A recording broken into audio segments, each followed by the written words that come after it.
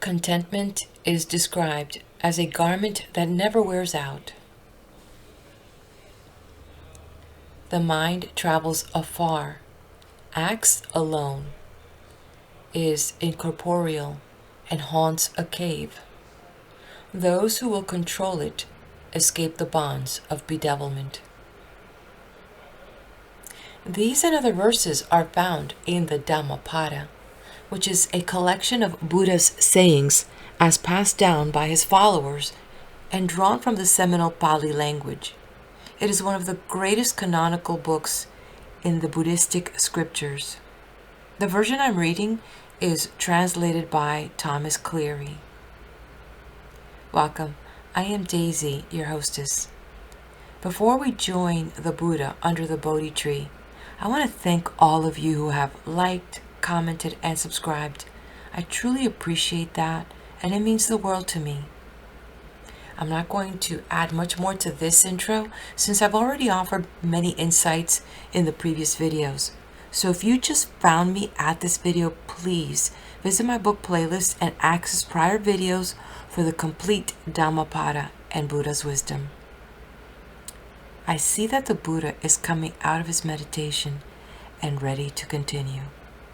Come, let's go.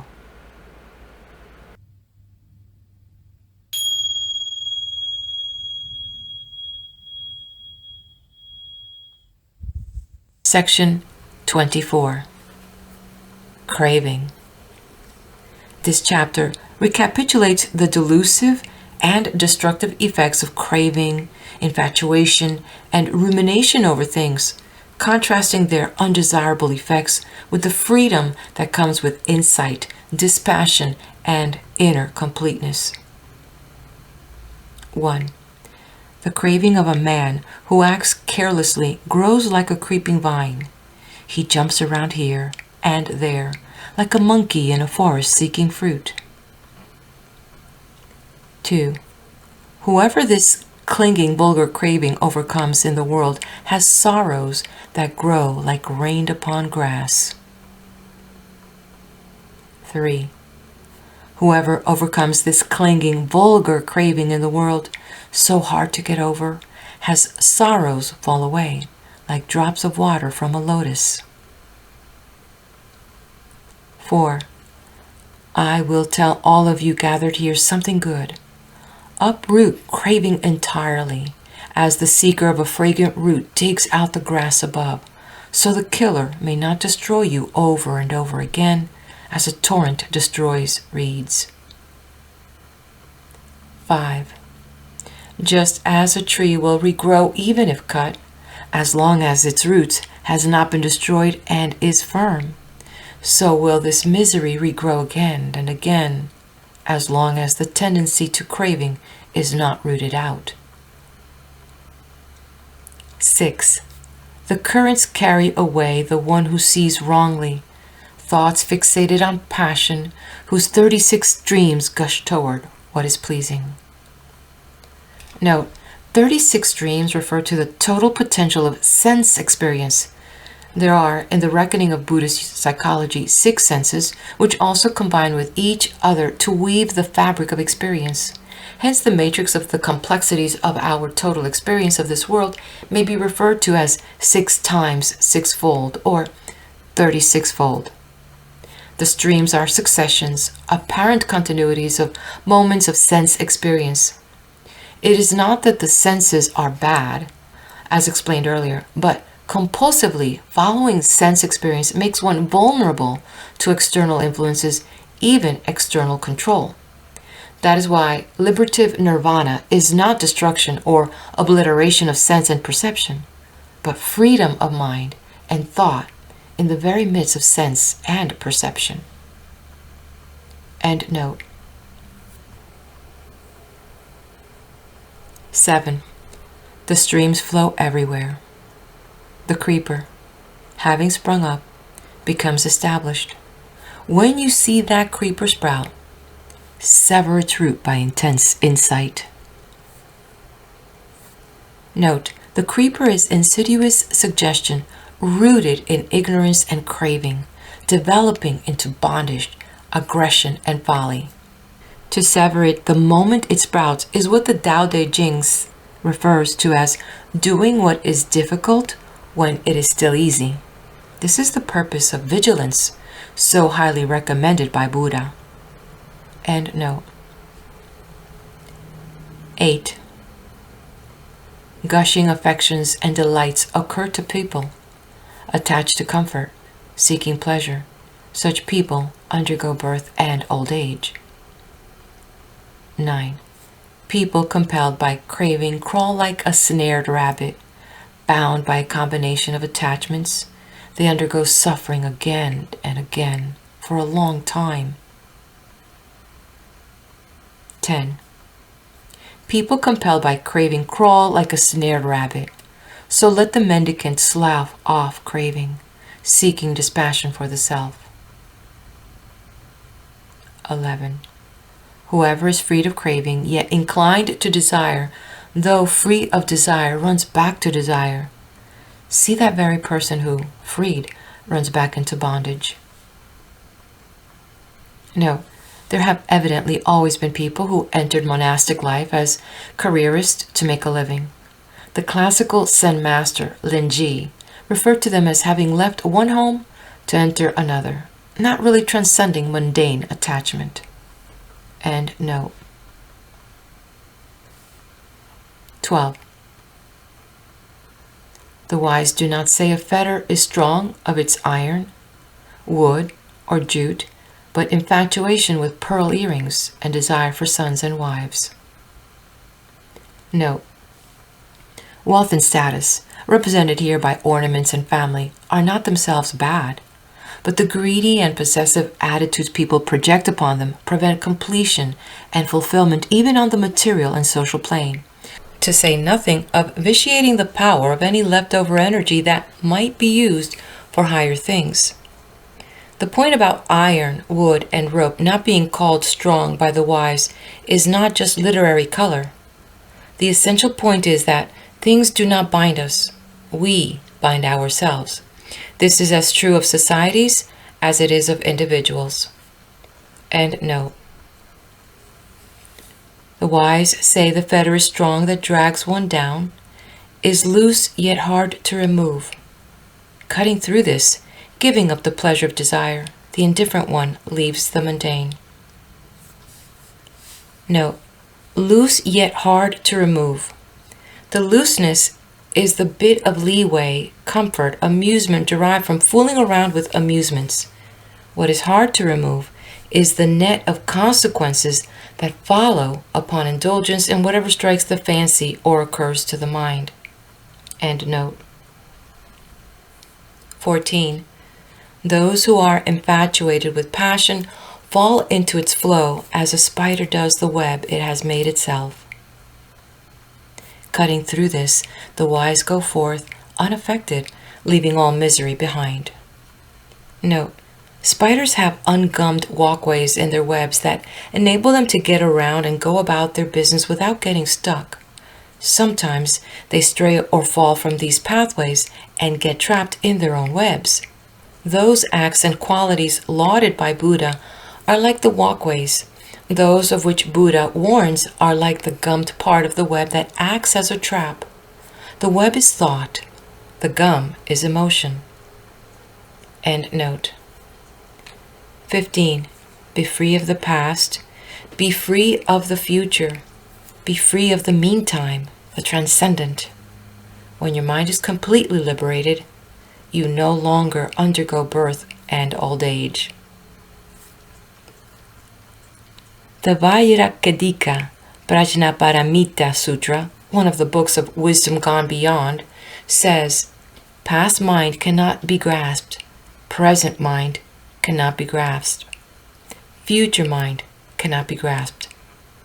This was a favorite contemplation among some Zen Buddhist circles. End note. 16. Craving increases even more in the creature burdened by rumination, intensely impassioned, thinking this to be good. Indeed, he makes his fetters strong. 17. One who enjoys having silenced rumination always cultivating the realization that it is impure, will remove, indeed cut through, the bonds of the killer.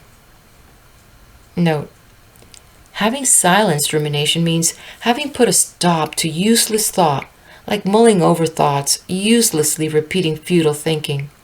It does not mean stopping all thought, only deluded thinking. The second item of the Eightfold Path taught by Buddha is accurate thinking. The ultimate perfection of accurate thinking is completed by silencing rumination to leave clear reflection alone. End note. 18. One who has attained completion is fearless, dispassionate, and unattached, has broken the stakes of existence, and is in the final body. Note: in the final body means being free from compulsion to somebody anymore. Having become no one and attained perfect inner peace, one reaches the end of the lesser journey and confronts the entryway into the greater journey, whereat the question of whether to be or not to be is a matter of free and independent will, not a matter of compulsion by desire to be somebody. End note. 19. Dispassionate, unassuming, well-versed in language and expression, knowing the assemblage of letters and their order, one in the final body with great insight is called a great person. Note: far from being dispassionate, unassuming, well-versed in language and expression, some pseudo-Zen preachers posing as Buddhist masters use mistranslated meditation themes in an authoritarian setup centered on thoughtless meditation, which is, perhaps paradoxically, thought to be the purpose or goal of unnatural postures and incomprehensible stories, coupled with personal confrontations for approval or disapproval from a guru figure supposed to know all the secret answers to the arcana of the sect. The results seem to be, unfortunately, not what the Dhammapada recommends here, but rather impassioned assumption-making based on self-perpetuating distortions of understanding and interpretation, fortified by intensive effort. End note.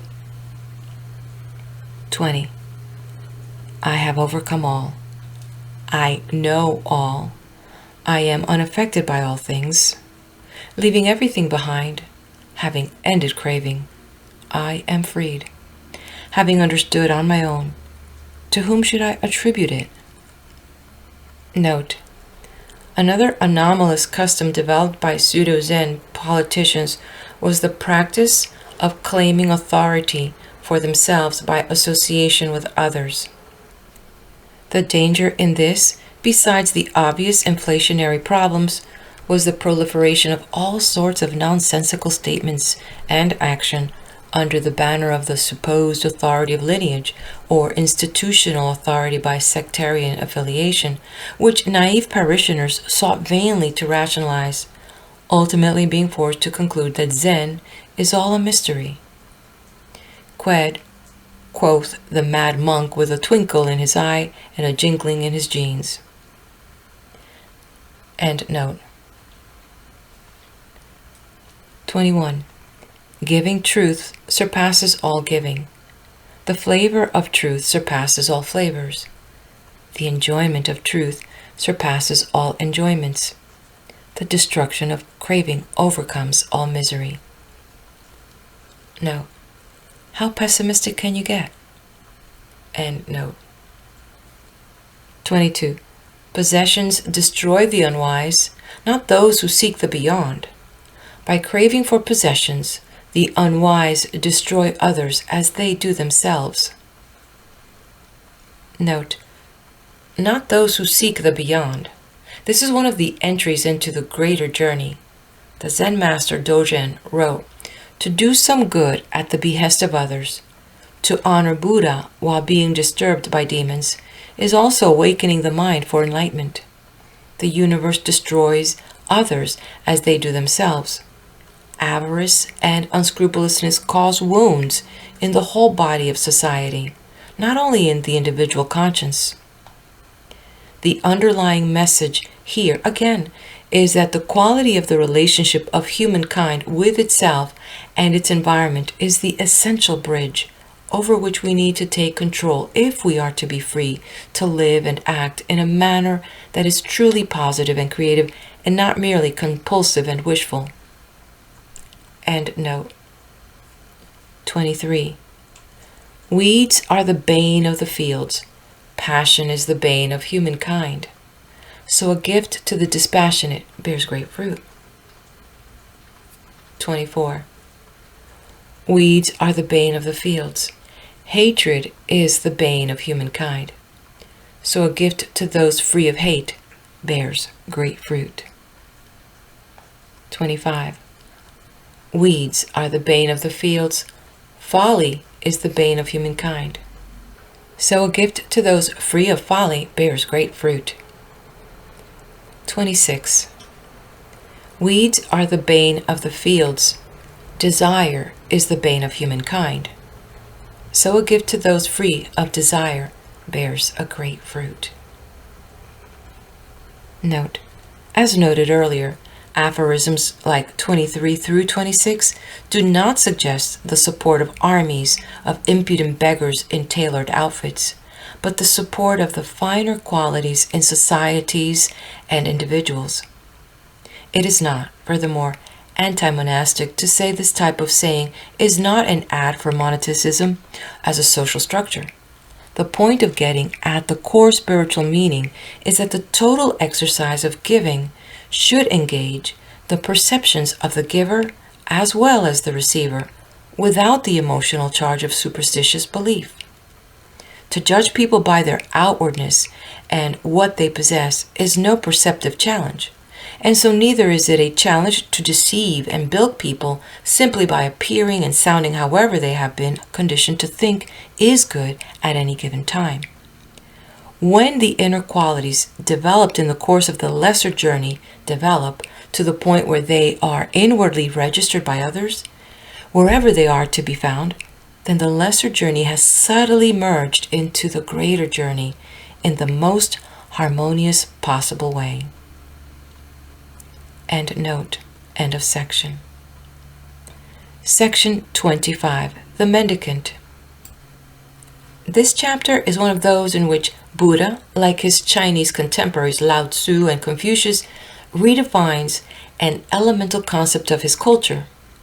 Religious wanderers and beggars were so common by Buddha's time that they had virtually created a separate caste or profession. Seeing superficial show overtake real substance, Buddha defined the ideal of the mendicant in terms of character and attitude rather than as an identity or a vocation. In the society and time of Gautama Buddha, the mendicant was already an ancient establishment. Although at the time it could be called a non-established establishment for lack of unifying principles and practices other than a need to seek beyond the parameters of the perceptions and cognitions necessary for ordinary society. In earlier times, the mendicant was supposed to be the elder man, woman, or couple who had finished their ordinary lives and went into the forest to seek transcendental truth before passing away, surviving in the meanwhile on fruits from the trees. Some were also priests going through a period of ascetic training or vision quest. By Buddha's time, however, expansionist Aryan militarism had driven many people of the upper, middle, and lower classes into mendicancy before they were really ready for such a life. As a consequence, the mendicant life became transformed into another sort of worldly career. Hence, Gautama Buddha redefined the mendicant in terms of character and spiritual qualities rather than ritual usage and social status. 1. Restraint is good in the eye. Good is restraint in the ear. Restraint in the nose is good. Good is restraint in the tongue. 2. Restraint is good in the body. Good is restraint in speech. Restraint is good in thought. Good is restraint in everything. The mendicant, restrained in all things, is freed from all misery. 3. One whose hands are controlled, whose feet are controlled, whose speech is controlled, who is supremely controlled. One who is inwardly joyful, collected, content alone, is one they call a mendicant. 4. Sweet is the speech of the mendicant who controls his mouth, speaks with consideration, is not proud, and illumines the meaningful and the true. 5. A mendicant whose pleasure is truth, who delights in truth, who contemplates truth, and who follows truth, does not fall away from truth. Note, this critical passage underscores the point that self-mastery is a means of enabling oneself to perceive truth and live by truth. At the same time, focus on truth is essential to self-mastery in the real sense of this expression. End note. 6. One should not despise what one has gotten oneself, nor envy others. A mendicant who envies others does not attain concentration. 7. Even the gods praise the mendicant who does not despise what he has gotten, even be it a little, and whose life is pure and free from laziness. 8. Whoever is free from possessiveness toward all names and forms does not sorrow because of having nothing. That is called a mendicant. Note, possessiveness toward names and forms means greed for status, title, reputation, power over others, etc. End note. 9. The mendicant who lives in kindness, with clear-minded faith in the teaching of the enlightened, will go to the state of peace, the bliss, where conditioning has ceased. Note, scope for competitiveness and personal ambition are signs of failure in spiritual communities. Even on the lesser journey, it is better to work in the milieu of society at large than to cloister oneself in an environment where worldly feelings are mistaken for spirituality and interpersonal tensions and contentions increase in effect, even though suppressed, through the pressurization of cloistered environment. Besides the individual burnout effect this often produces, such an experience, if prolonged, can also have the negative effect of producing false impressions of Buddhism in general as excessively idealistic or incompletely effective, based on the notion that intense devotion in the same thing as accurate application or a reasonable facsimile thereof. End note. 10. Empty this boat, O mendicant. When it is empty, it will travel lightly, having cut off passion and hatred. Then you will go to nirvana.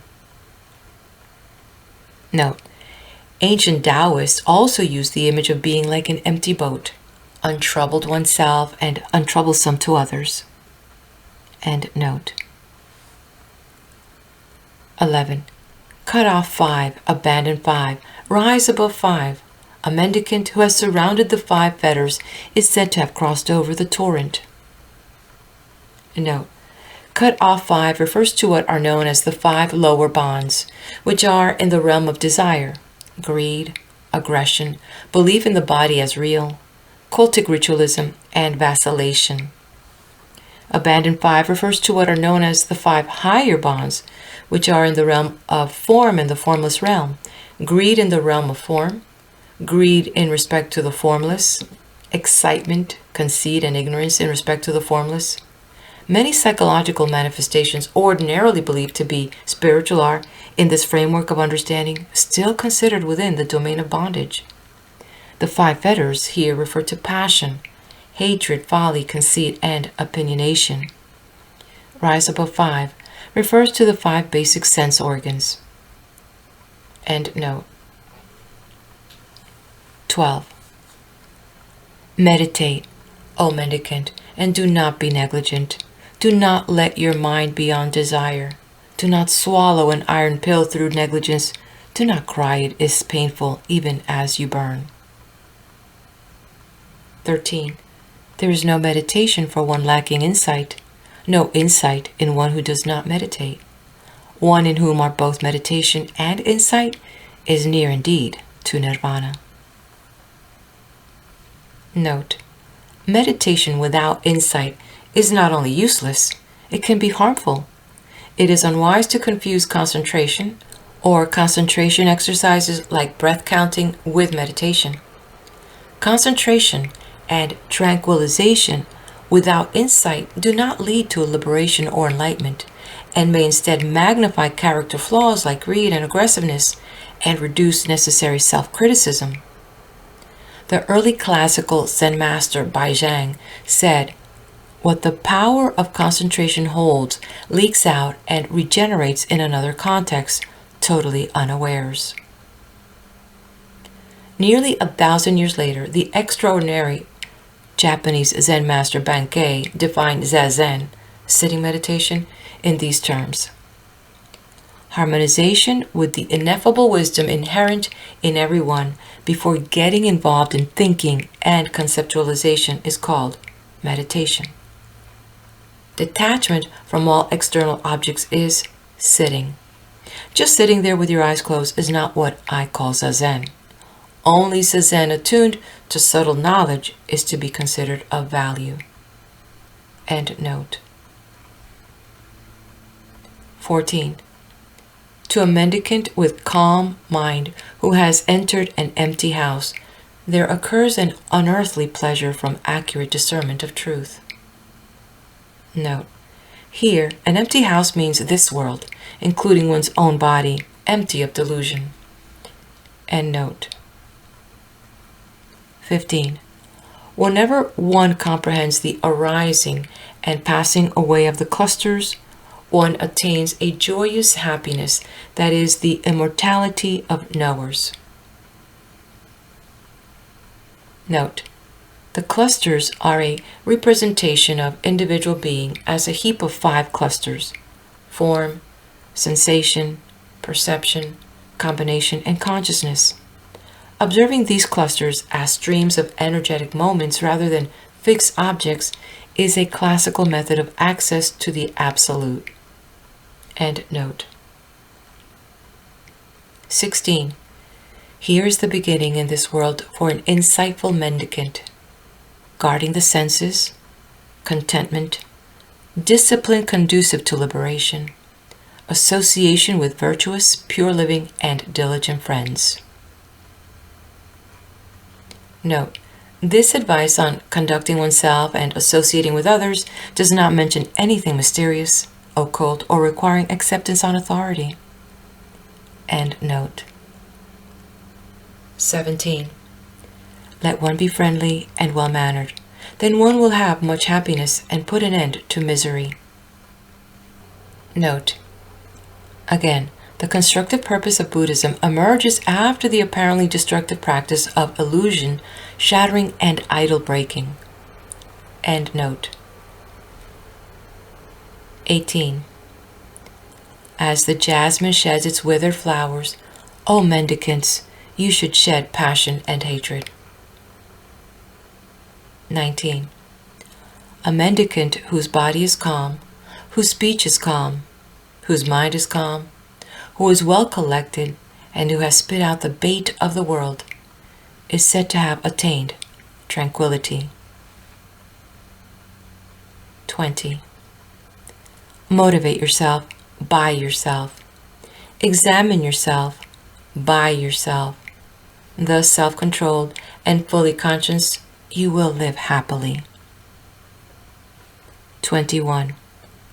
For the self is the master of the self. The self is the resort of the self. So control yourself, as a trader does a good horse. Note: Gautama Buddha did not bind people to himself in dependency relationships. End note. 22. The mendicant, abounding in happiness, with clear-minded faith in the teaching of the enlightened, will go to the state of peace, the bliss in which conditioning ceases. 23. The mendicant who applies the teaching of the enlightened, even though young in years, lights up this world like the unclouded moon. End of section. Section 26. The Priestly One. This chapter follows on the mendicant by redefining the Brahmin, the priest of the ancient knowledge tradition. The Brahmin priesthood was the most noble caste in ancient Indian society, but confusion of the knowledge traditionally held by the priest and the inherent weakness of the hereditary system of priestly transmission gradually led to a weakening of the spirituality of the priesthood.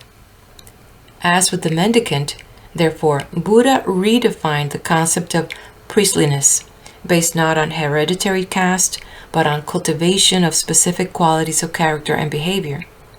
Here also carefully distinguishing the essence of inner reality from outward displays of piety. Gautama Buddha abstracted and purified the definition of priestliness by basing it on character and spiritual development rather than social class. To be a Brahmin traditionally meant being born in the Brahmin caste, but Buddha's definition is not based on caste but individual, self-mastery, and self-purification. The Brahmin priesthood, being the noblest caste in ancient Hindu society, grew in political and economical power beyond its capacity to fulfill its ancient function of religious leadership in a proportionally evolved manner. That is, the Brahmin caste produced more offspring with specific social and personal expectations than it was able to reproduce authentically spiritual people to lead the higher life of communities. This was probably one reason why India was rife with newer speculative and contemplative schools of all sorts in the time of Gautama Buddha. 1. Cut off the flow, O priestly one. Make effort, dispel desire. Knowing the extinction of conditioning, you know the uncreated. 2. In the priestly one who has gone to the goal into principles, in the knowing one, all bonds come to an end. No, gone to the goal into principle means, according to one interpretation, accomplished in stopping and seeing. Sanskrit samatha vipassana, Pali samatha vipassana, which basically means stopping delusion and seeing truth. Another level of meaning interprets the two principles as knowledge and action. Sanskrit vidya karana, Pali vijja karani, referring to the integration of perceptive and active facets of enlightenment. End note. 3. One for whom there is neither the beyond nor the mundane, nor both transcendence and mundanity, one who is free from distress, unshackled, is the one I say is priestly. Note, neither the beyond nor the mundane, nor both transcendence and mundanity, is a characteristic format of an entry into the greater journey. A typical Zen formulation of the exercise illustrated in this aphorism is the expression, taking control of the essential bridge. Do not let either the mundane or the sacred pass. This kind of entrance is commonly found in Tiantai, Zen, and other schools through the Prajnaparamita, or wisdom gone beyond, the spine of the written Dhammapada, or body of Buddhist teachings. End note. 4. Meditative, dispassionate, settled, accomplished, free from compulsion, having reached the supreme end. That is the one I say is priestly. 5. By day the sun shines, the moon illumines the night. The warrior shines in armor, the priestly one shines in meditation. But the Buddha shines with radiant energy day and night. No, going beyond meditation, beyond even the highest state of trance, was Buddha's own threshold of liberation. Later it came to mark the practice of those who actually followed in his footsteps. End note. 6. One who wards off evil is called priestly. One who acts with equanimity is called an ascetic. When one has left behind one's own impurity, one is then called a renunciant. 7. No one should attack the priestly, but the priestly should not let loose upon one who does. Woe to the killer of the priestly, and woe to one who vents anger. 8. Nothing is better for the priestly than withholding the mind from things dear. Wherever viciousness subsides, then misery ceases. 9. Whoever does no wrong physically, verbally, or mentally, whoever is controlled in these 3 respects, is one I call priestly. 10. One who has understood the truth taught by the perfectly enlightened Buddha should be honored as the priest honors the ceremonial fire. 11. One does not become priestly by matted hair, by lineage, or by birth. One in whom are reality and truth is blessed and is priestly. 12. What good is matted hair to you, idiot? What good is hide clothing? While your inward state is a tangle, you polish your exterior. 13. Clothed in used rags, so lean the veins show through the skin, meditating alone in the forest. This is the one I call priestly. Note, the practice of periods of abstinence to clarify unimpassioned perception was not the target of Buddha's disapproval.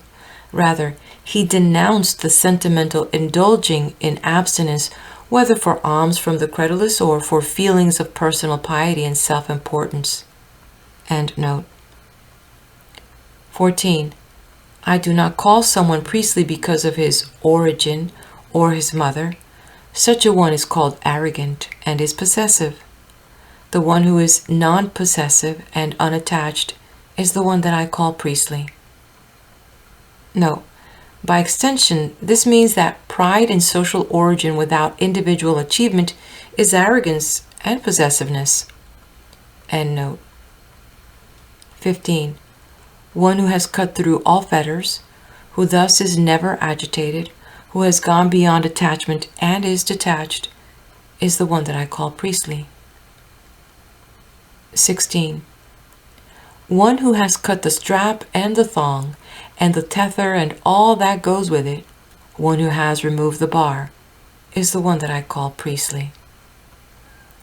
Note, the strap, the thong, the bar, the tether, all that goes with it, refer to the bond of egotism and the holdings of possessiveness and self-importance. End note. 17. One who endures reproach and imprisonment even though blameless, whose power is tolerance and whose army is strength, is the one that I call priestly. Note, from a spiritual point of view, life on earth, life under earthly conditions, is inherently reproach and imprisonment.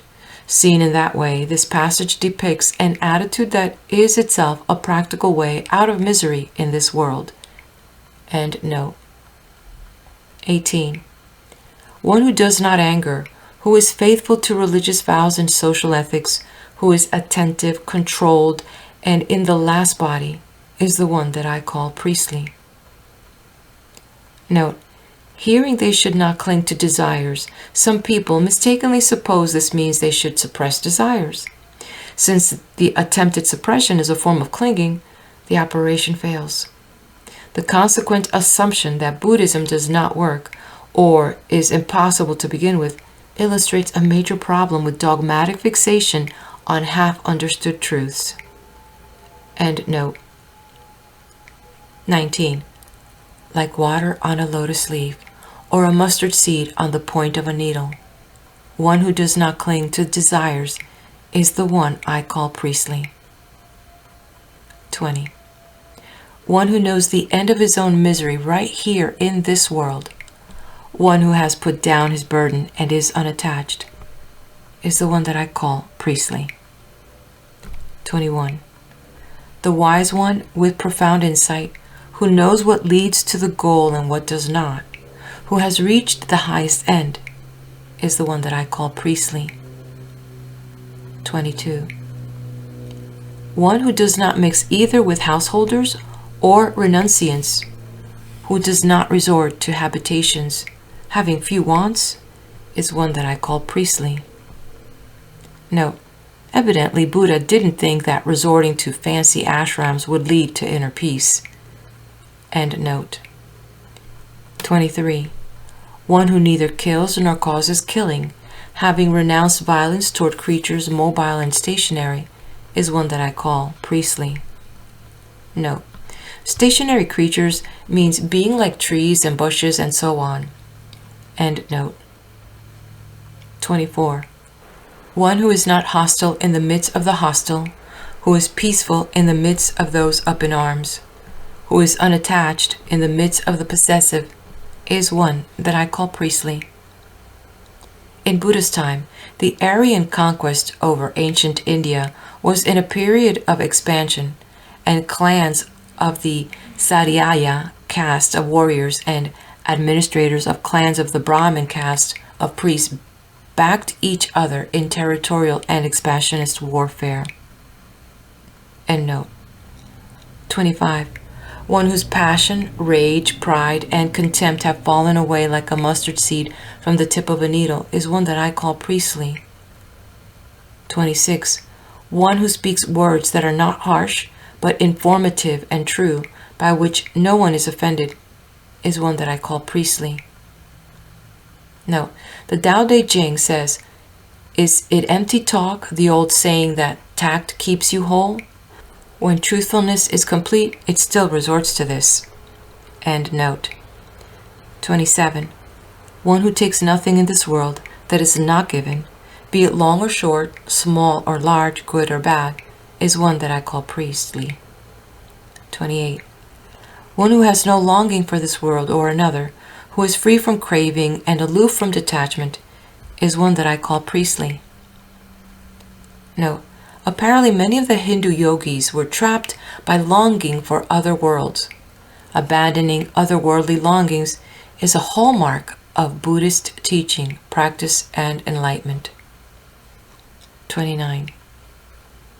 One who has no dependence, freed from doubt through perfect knowledge, who has reached immersion in the ambrosia of immortality, is one that I call priestly. 30. One who has passed beyond both virtue and sin in this world, sorrowless, dispassionate, pure, is one that I call priestly. Note, to pass beyond virtue does not mean to be inactive, but to pass beyond the state of expecting and demanding to be rewarded for virtue. This passing beyond is one of the entrances of transition points into the greater journey. The Taoist Huanian masters say making a big deal out of doing good is like making a big deal out of doing wrong, insofar as it is not near the way. End note. 31. Stainless and pure as the moon, serene and unruffled, one in whom the occurrence of craving has ceased is one that I call priestly. 32. One who has gone beyond this muddy road, this hard-going routine delusion, the meditative one who has crossed over, transcended, free from lust, without a doubt, ungrasping, perfectly serene, is one that I call priestly. 33. One who goes forth unsheltered, having given up longing in this world, one in whom the occurrence of longing has ceased, is one that I call priestly. Note, unsheltered in the spiritual sense means having resort to no illusions, being open to reality, exposed to truth. End note. 35. One who is free of all entanglement, having given up entanglement in the human and gone beyond the entanglement in the divine, is one that I call priestly. 36. The hero who has overcome all the world, having given up pleasure and displeasure, calm and unattached, is one that I call priestly. Note, having given up pleasure and displeasure means living by free will, by the power of purpose, not being compelled with the help of the vagaries of circumstances simply by preoccupation with seeking pleasure and avoiding displeasure just for one's own personal comfort. End note. 37. One who knows the perishing and arising of beings everywhere without fixation, gone the right way, awakened, is one that I call priestly. Note: to know the perishing and arising of beings means to be aware of the coexistence of transitoriness and persistence of habit, to know that everything passes while also knowing how things get started. End note. 38. One whose path is unknown to gods, cherubim, or human beings, the worthy in whom compulsions have ended, is one that I call priestly.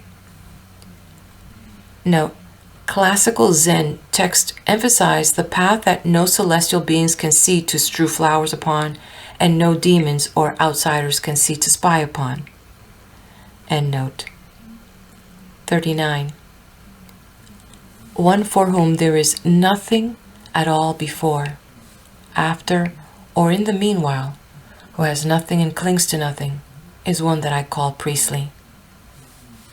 Note: the Vajradgadika Prajnaparamita Sutra says, past mind cannot be grasped, present mind cannot be grasped, future mind cannot be grasped. Because this is an exercise in mental posture as well as metaphysical truth, it has to be tried to be appreciated. End note. 40.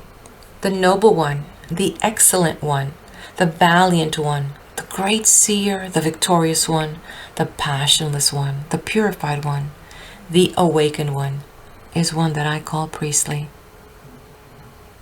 41. One who knows former abodes and sees paradise and hell, the sage established in higher knowledge who has reached the end of birth, the one who has accomplished all that is to be accomplished, is one that I call priestly.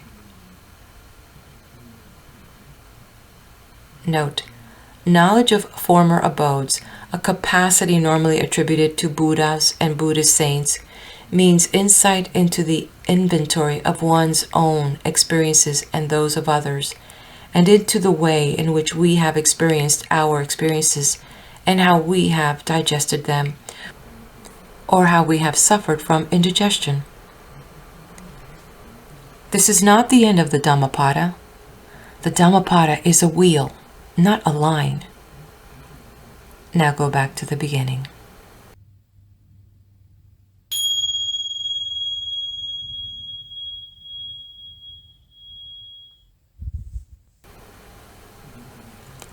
End of section, and end of the reading of the Dhammapada.